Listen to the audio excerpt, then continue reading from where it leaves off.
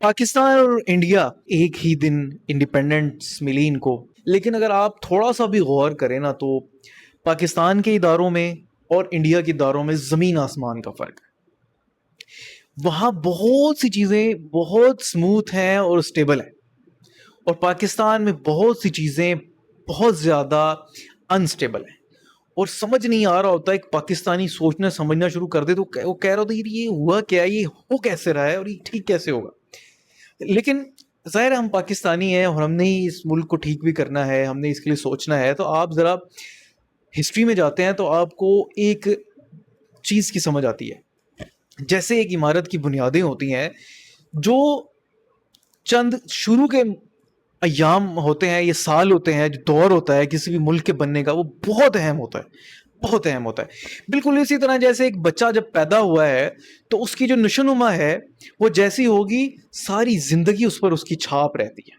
اگر اس کو اچھا کھلایا پلایا ہے تو اس کے معاملات اور ہوں گے، اس کو اچھی تعلیم دی ہے اس کے معاملات اور ہوں گے، اور اگر اس کے ساتھ زیادتی ہوئی ہے، اس عمر میں اس کو اچھا کھلایا پلایا نہیں گیا کسی بھی وجہ سے، یا اس کو اچھی تعلیم نہیں دی گئی، تو ساری زندگی وہ سفر کرتا ہے۔ پاکستان کے ساتھ بھی یہی ہوا۔ میں صرف ایک مثال دوں گا، بہت ساری مثالیں ہیں میرے پاس۔ انڈیا بھی آزاد ہوا اسی دن، ہم بھی اسی دن آزاد ہوئے، لیکن انڈیا کو بہت سارے ایج حاصل تھے، وہ نیا ملک نہیں بنا تھا، اس کا سب کچھ پرانا تھا، ہر چیز ان کی اسٹیبلش تھی۔ انگریزوں نے صرف وہاں سے چارج اپنا ختم کیا اور ہندوستانیوں کے حوالے کر دیے۔ پاکستان میں تقریباً ہر چیز نہیں بنی۔ اس کے باوجود ایک میں وہ بات اہم بتانے جا رہا ہوں، اس کے باوجود انڈیا میں جواہر لال نہرو 16 سال تک پرائم منسٹر رہا، جس کے پاس تمام ایگزیکٹو پاورز تھیں۔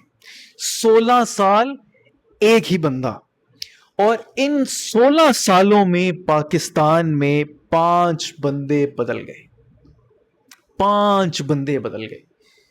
اب آپ مجھے بتائیں کہ انڈیا اور پاکستان کے معاملات میں کتنا فرق پڑا ہوگا، کتنا فرق پڑا ہوگا۔ یہ بات سمجھنے کے لیے ہے تاکہ ہم یہ سمجھ سکیں کہ اصل میں ایشو ہمارے ہاں کہاں ہے اور کیا ہے، اور وہ ہسٹری سے ہی ہمیں سمجھ آئے گا، اور اسی کے مطابق پھر ہمیں جب سمجھ آئے گا تو ہم کچھ بہتریاں کر سکیں گے۔